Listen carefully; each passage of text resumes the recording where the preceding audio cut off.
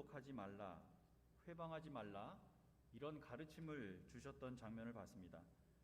모독, 회방이라는 말은 마음속에 악한 생각을 품지 말라라고 하셨던 악한 생각과 똑같은 단어였지요.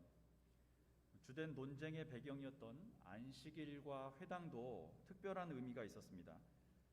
이 둘은 인간이 하나님을 기억하고 그분을 따르겠다는 결단, 그리고 그분께 돌아가는 길을 뜻하는데, 종교 지도자들이 교묘하게 인간과 하나님 사이를 가로막고 자신들도 들어가지 않고 다른 사람들도 못 들어가게 막고 있다는 비판이었죠. 예수께서는 이들이 계산된 자기 이익을 종교라는 이름 또는 마음속 깊은 곳에 숨겨놓고 있다는 걸 간파하셨습니다. 그래서 자신들의 치부를 숨기기 위해서 하나님의 이름을 이용하는 행위를 보시고 위선이다, 악한 생각이다, 하나님을 모독하는 것이다 라고 말씀하신 거죠. 그래서 인간이 가진 선악을 분별하는 가장 기본적인 기준을 우리가 양심이라고 부른다면, 이 보통의 양심에 말씀이라는 변함없는 기준이 더해진 양심을 선한 양심이라고 한다. 이렇게 죄나 그분의 뜻에 더 예민해진 선한 양심을 지니고 살아야 합니다. 이런 말씀을 드렸습니다. 이것이 주님과 동행하는 삶이고요. 주님과 동행한다는 것은 곧 그분께서 주시는 생명을 받아 사는 일이기 때문에, 우리가 받을 영원한 생명이란 죽어서 가는 하늘나라에서부터 시작되는 게 아니라 지금 이 순간에도 우리에게 이미 시작되고 있다는 말씀도 드렸습니다. 오늘도 주님께서 하신 일들을 조금 더 따라가 보려고 합니다. 평안한 마음으로 따라오시되 마음 깊은 곳에서는 그분을 닮겠다는 결단이 반드시 함께하는 귀한 시간이 되시기를 바랍니다. 오늘 본문 내용은 예수께서 처음으로 이적을 행하신 장면이 그려져 있는데요, 아마 교회에 나오신 지 얼마 안 되신 분들도 한 번쯤은 들어보셨을 만한 이야기입니다. 이 혼인잔치의 이야기는 네 복음서 중에 요한복음에만 등장을 하는데요, 내용은 이렇습니다. 갈릴리 가나라는 곳에서 결혼잔치가 있었습니다. 가나는 예수님이 살던 나사렛에서 남동쪽으로 한 8km 정도 떨어져 있는 도시입니다. 동네입니다. 요즘은 혼인 예식의 형태가 좀 바뀌긴 했지만, 당시에 결혼이란 건 가족들뿐 아니라 마을 공동체 전체의 축제였습니다. 이 혼인잔치에 예수께서도 초청을 받아 참석하셨는데요, 성서 기자는 이 잔치가 누구네 집 잔치인지는 관심이 없습니다. 예수님의 어머니가 참석한 걸로 봐서는 예수님의 친척일 수도 있고요, 예수님과 제자들까지 같이 갔다는 말로 미뤄보면 예수님의 친구나 제자들 중 하나일 수도 있습니다. 그래도 예수님의 어머니 마리아가 그 가정의 잔치 음식이 떨어졌다고 걱정하면서 관여하는 걸로 봐서는 이 가정이 아마도 마리아와 가까운 친척이었을 것이다 라는 주장에 무게가 더 실립니다. 한참 잔치가 진행되고 있을 때 난감한 일이 벌어졌습니다. 포도주가 떨어진 거지요. 손님들이 예상했던 것보다 많이 왔는지, 아니면 온 사람들 중에 포도주를 너무 많이 마셔버린 사람이 있었는지는 알 수 없습니다. 어쩌면 집 주인이 잔치 음식을 충분히 준비 못할 정도로 가난했었는지도 모를 일이고요. 당시 유대인들은 12세, 13세가 되면 성인식을 하고 이후에 결혼을 했습니다. 이 결혼은 두 가정이 약혼 증서를 주고받으면서 시작이 되는데, 이 증서가 오가면 법적으로는 이미 부부가 됩니다. 보통 결혼식 1년 전에 약혼 증서를 주고받고 서명한 후에 서로 교환하게 되는데요, 이렇게 정혼을 하게 되면 이미 결혼한 사이로 간주합니다. 그래서 마리아와 요셉의 경우에도 결혼식 전이었는데 요셉을 마리아의 남편이다 이렇게 소개하고 있습니다. 이 정혼이 깨어지면 단순히 파혼이 아니라 이혼에 해당했습니다. 결혼식을 아직은 올리지 않은 상태이기 때문에 함께 동거는 할 수 없었고요. 그래서 마리아와 요셉도 정혼한 사이였지만 동거는 하지 않았습니다. 정혼은 했지만 아직 결혼식은 하지 않은 사람들은요, 전쟁이 나더라도 이 남자들은 전쟁에 나가지 않게 되어 있기도 했습니다. 공동체의 후세대를 안전하게 이어가기 위한 대책이었죠. 신명기 20장 7절에서 한번 확인해 보겠습니다. 또 너희 가운데 여자와 약혼하고 아직 결혼하지 못한 사람이 있으면 그런 사람도 집으로 돌아가거라. 그가 전사함으로써 다른 사람이 그 여자와 결혼하는 일이 없도록 하여라. 어쨌든 정혼한 지 1년 정도가 되면 결혼식을 하게 되는데, 유대인의 전통으로 이 날은 신랑과 신부의 죄가 사해진 날이기도 합니다. 새로운 시작을 하는 날이기 때문에 결혼식 전날 저녁부터 다음 날 결혼식이 끝날 때까지 신랑 신부가 만 하루 동안 경건한 마음으로 금식을 하며 준비하기도 합니다. 늦은 오후에 시작하는 결혼식 날이 되면 신랑은 자기 집에 잔치를 준비해 놓고 밤에 친구들과 함께 신부를 데리러 나갑니다. 이때 신부의 친구들이 들러리로 도와주게 되는데, 미리 등을 준비하고 있다가 신랑과 신랑 친구들을 신부 집까지 안내하는 역할을 맡았습니다. 밤인데다가 언제 올지 모르기 때문에 신부의 친구들은 등불하고 여분의 기름까지 준비를 해야 했지요. 이런 결혼식 관습 때문에 기름을 미리 준비한 슬기로운 5 처녀, 그리고 미련한 자들에 대한 비유가 나오기도 했습니다. 잔치는 보통 1주일, 길면 2주일까지 지속이 되었다는데요. 바로 이 결혼잔치에서 제일 중요한 것 중에 하나가 포도주입니다. 이 유대인들에게 포도주는요, 기쁨을 상징합니다. 그래서 이 포도주가 다 떨어졌다는 것은 이게 잔치로서의 의미가 전혀 없는 거죠. 그런데 오늘 본문에 나온 과정에서는 잔치가 한창일 때 하필 이 포도주가 떨어져 버립니다. 이런 상황에 처하니까 마리아가 예수께로 와서 이렇게 말하지요. 3절입니다. 그런데 포도주가 떨어지니 예수의 어머니가 예수에게 말하기를 포도주가 떨어졌다 하였다. 그리고 예수님의 답변이 이어집니다. 예수께서 어머니에게 말씀하셨다. 여자여, 그것이 나와 당신에게 무슨 상관이 있습니까? 아직도 내 때가 오지 않았습니다. 여기에서 어머니에게 여자여 라고 부르신 표현이 우리 한국 사람들 정서에서는 조금 거슬릴지도 모르겠습니다. 이 말은 우리에게는 없는 용어라서 그렇습니다. 헬라어 귀네라는 말에서 온 말인데, 이 그리스 문화권에서는요, 여성에 대해서 예의를 갖추어서 부르는 존칭이었습니다. 이 말이 주로 언제 쓰였냐면 왕이 자기 왕후를 부를 때, 또는 자기의 아내를 다정스럽게 부를 때 사용되던 호칭이었습니다. 그래서 훗날 예수께서 십자가 위에서 어머니를 보고 부르실 때나 부활하신 후에 막달라 마리아를 보고도 이 호칭을 사용하셨습니다. 영어권에서도 이 용어를 적절하게 번역할 수 있는 말이 없기 때문에 예전에 시카고 대학에서 신약을 번역했던 굿스피드 같은 신학자는요, 이 단어는 영어 단어로 번역하지 말고 그대로 놔둬야 된다라는 주장을 펴기도 했습니다. 이후에 예수께서 그것이 나와 당신에게 무슨 상관이 있습니까? 이런 표현도요, 우리말로는 조금 무례하게 들릴지 모르겠습니다.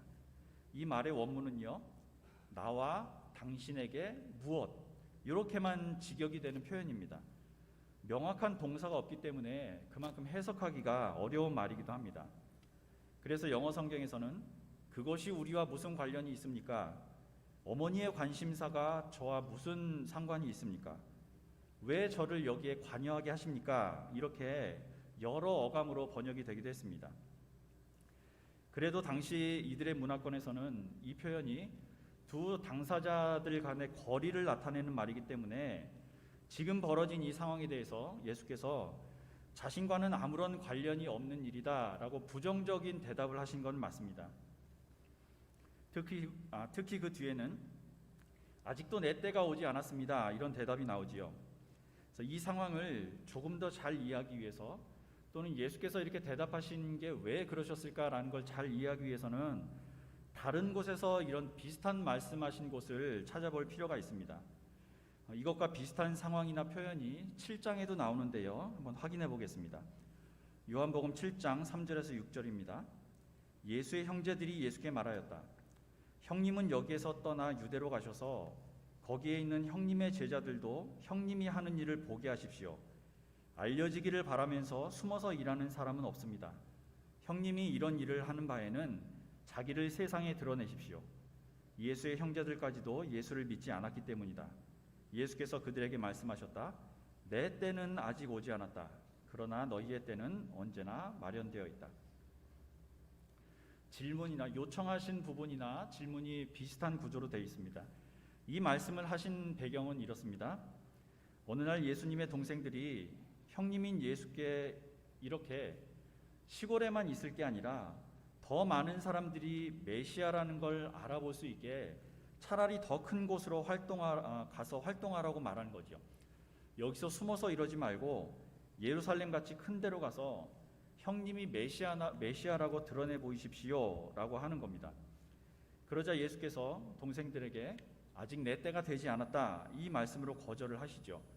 오늘과 비슷한 표현입니다. 때가 되지 않았다 라면서 같은 말씀으로 거절하시는 걸로 봐서는 오늘 어머니 마리아의 요청도 이 동생들이 했던 요청과 비슷한 의도였다라고 볼 수가 있습니다. 그러니까 이 상황을, 포도주가 떨어진 이 상황을 기적이라도 보여서 해결하고 내가 메시아임을 드러내봐라 라는 요구였을 가능성이 있다는 거죠. 그러면 어머니께서 요청하신 이 일은 메시아로서의 일과는 전혀 상관없는 일입니다 라는 예수님의 대답도 자연스럽게 이해가 됩니다. 포도주가 부족하다는 문제를 해결하는 것은요, 분명 이적을 행해서 자신이 메시아라는 사실을 드러낼 수 있는 기회입니다. 그렇지만 아무리 어머니라고 하더라도 그런 인간적인 요청에 의해서 자신이 움직이는 것은 아니라는 그런 의미를 담고 있는 거지요. 그래서 오늘 사건과 7장의 내용을 묶어서 말씀드리자면 예수께서는 자신이 메시아로서 온 것이지 인간적인 욕구나 필요를 채워주러 기적을 일으키러 온 존재가 아니라는 말씀을 하고 계시는 겁니다. 사실 이런 의도는 굉장히 중요한데요. 왜냐하면 지금도 우리는 예수께서 이렇게 움직여 주시기를 바라며 기도할 때가 많기 때문입니다. 주님, 제가 기도할 때 필요할 때 기도하면 꼭 들어주십시오. 주차할 곳이 없어서 기도하면 빈자리를 하나 마련해 주시고 차가 밀리면 뚫리게 해주십시오. 지금보다 저를 훨씬 더 잘되게 해주시면 제가 주님을 더 잘 전하며 살겠습니다. 주님의 능력과 기적을 제게 한 번만 보여주십시오. 그러면 사람들이 저를 보고 교회 열심히 다니더니 잘 되더라고 말하면서 그들도 주님을 찬양하고 돌아오지 않겠습니까? 이런 기도들입니다. 혹시라도 이렇게 기도하는 분들은 없으시길 바랍니다. 이런 요청은 그 깊은 속을 들여다보면요, 예수께서 광야에서 받으셨던 사탄의 시험 내용과 똑같습니다. 이적을 보여서 네가 하나님의 아들이라는 걸 증명해봐라. 그럼 사람들이 너를 믿으며 절을 할 거 아니냐라는 시험이었죠. 거기에 대한 오늘 예수님의 대답은요, 하나님, 성경에 나온 것처럼 기적을 보여서라도 하나님이 하나님 되심을 증명해 보십시오 라는 우리의 요청에 대한 답입니다. 그런 건 나와 상관이 없다라는 거죠. 예수께서는 우리에게 하나님께로 돌아갈 길을 열어주시기 위해서 오신 것이지 우리의 필요나 욕구를 채워주기 위해 오신 분이 아니라는 말씀입니다. 이런 기도, 이런 요청은 하나님 나라의 일, 자기와는 아무런 상관이 없다는 교훈인 거죠. 마태복음의 교훈을 한 거 보겠습니다. 12장 38절 39절입니다. 그때 율법학자들과 바리새파 사람들 가운데 몇 사람이 예수께 말하였다. 선생님, 우리는 선생님에게서 표징을 보았으면 합니다. 예수께서 그들에게 말씀하셨다. 악하고 음란한 세대가 표징을 요구하지만 예언자 요나의 표징밖에는 이 세대는 아무 표징도 받지 못할 것이다. 이 교훈을 그대로 받아들이자면요, 지금까지 선포되던 교회의 수많은 메시지들이 완전히 그 방향을 달리해야 합니다. 정말 우리의 기도로 기적이 일어나서 우리 욕심과 필요가 채워지고 지금보다 우리가 더 잘 살게 되면 사람들이 하나님을 더 잘 믿게 될까요? 안타깝게도 인류의 역사나 교회 역사를 보면 이 땅의 많은 그리스도인들은요, 이미 그 생활이나 물질이나 권력으로 자신의 필요가 채워지고 더 풍요로워지고 기술 발달로 편안한 삶을 누리게 될 때마다 자신의 삶에서 조금씩 하나님을 밀어내버리며 살고 왔다는 걸 보여주고 있습니다. 이게 충분히 이해도 될 만한 일이지요. 이미 자신에게 하나님을 대신해서 문제 해결할 힘이 있는데 무엇이 아쉬워서 하나님 원하시는 이런 힘든 십자가의 길, 자기 희생의 길, 이타적인 삶을 살겠습니까? 우리의 기도는 우리의 바람과 소원을 쏟아내는 방식에서요, 하나님의 명령과 뜻을 듣고 행하는 데 집중되어야 합니다. 신앙을 가진 지 얼마 되지 않을 때는 물론 이런 기도가 필요할 수도 있습니다. 그러나 신앙의 연수가 깊어질수록 듣는 것이 기도라는 걸 더 깊이 깨달으셔야 합니다. 우리의 기도 속에 하나님의 계획을 바꾸고 그분의 마음을 돌려서 내 필요한 것을 채우고 말겠다는 이런 집념이나 의도가 숨어들지 않도록 끊임없이 내면을 돌아보시는 저와 여러분들이 되시길 바랍니다. 다시 본문으로 돌아오겠습니다. 재미있는 일이 벌어지지요. 예수께서 어머니 마리아의 요청에 부정적인 반응을 보이셨음에도 결국 물을 포도주로 바꾸어 주신 겁니다. 이 부분의 설명을 조금 더 보겠습니다. 분명히 예수께서 무슨 의도가 있으신 겁니다. 6절과 7절입니다. 그런데 유대 사람의 정결 예법을 따라 거기에는 돌로 만든 물항아리 6이 놓여 있었는데 그것은 물 2-3동이 들이 항아리였다. 예수께서 일꾼들에게 말씀하셨다. 이 항아리에 물을 채워라. 그래서 그들은 항아리마다 물을 가득 채웠다. 이후에 무슨 일이 일어났습니까? 항아리 6에 물을 가득 채운 후에 그것을 떠다 사람들에게 주니까 그 잔치 기간 동안에 먹은 어떤 포도주보다 좋은 포도주가 되어서요, 사람들에게 전해졌습니다. 왜 자신과는 상관이 없다고 말씀하셔놓고 이런 이적을 보이셨을까요?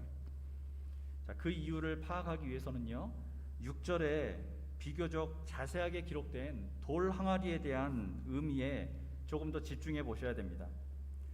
그 집에는 돌 항아리 6개가 있었다 그러지요. 2-3통 드는 항아리라는 말은 들이 부피의 단위인데요, 한 통이 보통 40리터 정도 된다 그럽니다. 그러니까 한 항아리당 약 70에서 120리터 정도 되는 크기인 거지요. 이런 항아리가 6개니까 지금 단위로 환산하자면 420에서 720리터 정도 됩니다. 요즘 드럼통으로는 최소한 2개, 많게는 4개 정도까지 되는 엄청난 양이죠. 이런 항아리에 포도주가 가득 채워졌다는 것도 놀랍지만요, 사람들은 그 맛에 더욱 놀랐습니다. 9절을 보면 사람들은 이 포도주가 어디에서 났는지 몰랐지만 그 일을 맡았던 일꾼들은 그 사실을 알았다고 보도합니다. 자, 눈앞에서 벌어진 일들을 본, 직접 목격한 이 일꾼들에게 이 물이 포도주로 바뀐 일이 무슨 의미로 다가왔을까요? 예수께서 처음에는 거절하시는 듯 하다가 이런 이적을 행하신 이유를 알기 위해서는 돌 항아리에 대해서 조금 더 관심을 두셔야 한다는 말씀을 제가 드렸습니다. 6절에 이 돌 항아리가 어디에 쓰이는 것인지 상세하게 나와 있습니다. 유대인의 정결 예식을 지키기 위한 항아리였다는 거죠. 이 정결이라는 말은 원어로 카다리스몬이라고 하는데요, 깨끗하게 하다, 정화하다, 순결하게 하다라는 뜻입니다. 유대인들은 외출했다가 들어오면 반드시 손과 발을 씻어야 했고요, 잔과 대접도 깨끗이 씻어야 했습니다. 이런 정결 예식은 하나님께서 모세를 통해서 사람이나 음식을 더 깨끗하게 하도록 마련해 주신 거지요. 율법이었습니다. 율법은 도구지요. 그런데 사람들을 위해 당신의 백성들에게 주신 그 소중한 계명과 율법들이 오랜 세월이 지나오면서 변질되어 갔습니다. 더 이상 이것이 하나님께서 사람들의 육체적인 건강, 신앙적인 마음가짐, 윤리적인 영역에서 온전한 삶을 살게 하라고 주신 도구가 아니라 오히려 이런 예식들이 누군가를 구별하고 차별하는 근거가 되어버린 거지요. 그리고 예수께서는 이런 현실을 너무나 잘 알고 계셨습니다. 그래서 이번 일을 통해서 특별히 알려주실 메시지가 있으셨던 거지요. 자, 정결 예식을 위해 마련해둔 항아리가 비어 있었다. 이제 이 기록이 무슨 뜻인지 눈치를 채셨을 것 같습니다. 마태복음 23장 25절 26절을 보겠습니다. 율법학자들과 바리새파 사람들아, 위선자들아, 너희에게 화가 있다. 너희는 잔과 접시의 겉은 깨끗이 하지만 그 안은 탐욕과 방종으로 가득 채우기 때문이다. 눈먼 바리새파 사람들아, 먼저 잔 안을 깨끗이 하여라. 그리하면 그 겉도 깨끗하게 될 것이다. 하나님께서 주신 어떤 법이나 명령도요, 우리가 마음대로 누군가를 구별해서 차별하는 근거로 삼아서는 안 됩니다. 그렇지 않으면 당시 종교 지도자들을 향했던 이런 꾸지람은요, 저나 여러분들을 향하게 될 것이기 때문입니다. 이 항아리에 담긴 의미가 하나가 더 있습니다. 항아리의 개수가 몇 개라 그럽니까? 6입니다. 유대인들 전통으로는요, 7을 완전한 숫자로 봅니다. 그리고 6을 불완전하고 불길하게 여기는 전통이 있습니다. 정결 예식을 위한 물 항아리는 비었다. 그리고 숫자가 6이라는 기록은요, 당시 유대 사회의 종교, 하나님을 향한 신앙이 얼마나 내용이 없이 겉만 강조되는 방향으로 왜곡되어 있었는지를 암시하고 있는 거죠. 그리고 오늘 이야기에서 예수께서 이 항아리에 대고 하신 일이 너무나 중요합니다. 무슨 일이 일어났습니까? 많은 일꾼들에 의해서 물이 채워졌습니다. 그리고 또 무슨 일이 벌어졌습니까? 물이 포도주로 바뀌었지요. 포도주는 기쁨을 상징한다고 말씀드렸습니다. 그 다음에 무슨 일이 이어졌습니까? 그 후에 그곳에 모인 모든 사람들이 함께 모여서 먹고 마시며 기쁨이 더해지는 진짜 잔치가 되었습니다. 우리는 이 물 포도주로 바뀌신 첫 번째 이적을 보고요, 야, 역시 예수님이구나, 못하는 게 없으신 분이야, 이렇게 생각할 수도 있습니다. 또는 일꾼들이 우선 물 항아리를 가득 채운 것처럼 일단 우리도 교회를 가득 채워야 한다고 말할 수도 있죠. 하나님을 믿으며 살면 이런 기적이 늘 일어난다고 고백하는 분들도 있을 수 있습니다. 이런 생각들이 절대 나쁘다고 말씀드리는 것은 아니고요. 그러나 오늘 본문에서 제일 중요한 메시지는 아닙니다. 중요한 것은 지금 우리 관심의 방향인 거지요. 혹시 정결 예식을 위한 물 항아리에 관심을 두고 있다면 우리는 늘 윗자리에서 누군가를 구별하거나 차별하는 자리에만 서게 될 것입니다. 또는 포도주에만 관심을 두고 있다면 늘 더 맛 좋은 포도주를 더 많이 마시는 사람들을 부러워만 하면서 열등감 속에 살게 되겠죠. 어떤 학자들은요, 이 6개의 항아리, 불완전한 6개의 항아리를 가득 채우셨다면 이 사람들 심정적으로는 마지막 7번째 항아리가 있어야 되지 않겠느냐, 그럼 그 7번째가 무엇이냐 이렇게 묻고요, 그 항아리가 7번째 항아리가 바로 마지막 만찬 때 포도주를 나눠주셨던 주님의 보혈의 잔이었다, 이렇게 설명하기도 합니다. 이런 설명이 맞든 아니든 상관없이요, 우리는 주님께서 주시는 것들에 마음을 두지 말고요, 그분께서 원하시는 삶에 집중하며 살아야 됩니다. 그것이 우리에게는 참 기쁨이고요, 회복입니다. 그리고 구원임을 확신하며 사시기 바랍니다. 그래서 이렇게 거칠애를 버리고 그분의 뜻을 우리 내면에, 우리 삶에 채우며 살기로 다짐하는 저와 여러분들의 삶 속에 그분의 인격과 성품과 거룩함이 날마다 더해지는 귀한 인생이 되시기를, 우리와 우리 가정, 우리 교회의 빈 곳을 그분의 보혈과 은혜로 채워주시는 예수님 이름으로 축원합니다. 요한복음 14장 9절에서 12절 말씀 한 곳 같이 보겠습니다. 아직도 예수님의 뜻을 모르는 빌립에게 주신 교훈입니다. 9절에서 14절, 12절 같이 읽겠습니다. 예수께서 대답하셨다. 빌립아, 내가 이렇게 오랫동안 너희와 함께 지냈는데도 너는 나를 알지 못하느냐? 나를 본 사람은 아버지를 보았다. 그런데 내가 어찌하여 우리에게 아버지를 보여주십시오 하고 말하느냐? 내가 아버지 안에 있고 아버지께서 내 안에 계시다는 것을 내가 믿지 않느냐? 내가 너희에게 하는 말은 내 마음대로 하는 것이 아니다. 아버지께서 내 안에 계시면서 자기의 일을 하신다.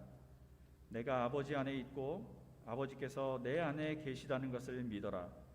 믿지 못하겠거든 내가 하는 그 일들을 보아서라도 믿어라. 내가 진정으로 너희에게 말한다. 나를 믿는 사람은 내가 하는 일을 그도 할 것이요 그보다 더 큰 일도 할 것이다. 그것은 내가 아버지께로 가기 때문이다. 아멘.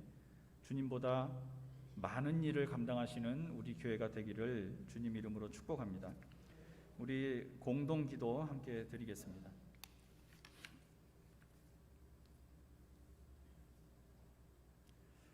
주님, 작디 작은 몸으로 세상에 태어나 온 우주를 만드신 창조주를 알게 하심이 감사 중 감사입니다. 땅에 발 딛고 사는 우리 삶에 매 순간 일어나는 커다란 기적은 없지만 예수님의 희생과 부활에서 사랑을 찾게 하시니 감사합니다. 인생의 모든 해답을 구하며 살지는 못했어도 창조주의 영과 함께 걷는 이 세상이 어느 곳보다 행복하고 기쁜 곳임을 깨닫게 하시니 감사합니다. 이런 깨달음을 주셨으니 모두가 평화롭게 사는 세상이 되도록 이 가르침을 실천하여 전하게 하옵소서. 하늘 아버지의 눈에는 세상에서 으뜸가는 딸과 아들이 우리라는 것을 알게 하신 예수님 이름으로 기도합니다. 아멘. 찬송 391장 함께 드립니다.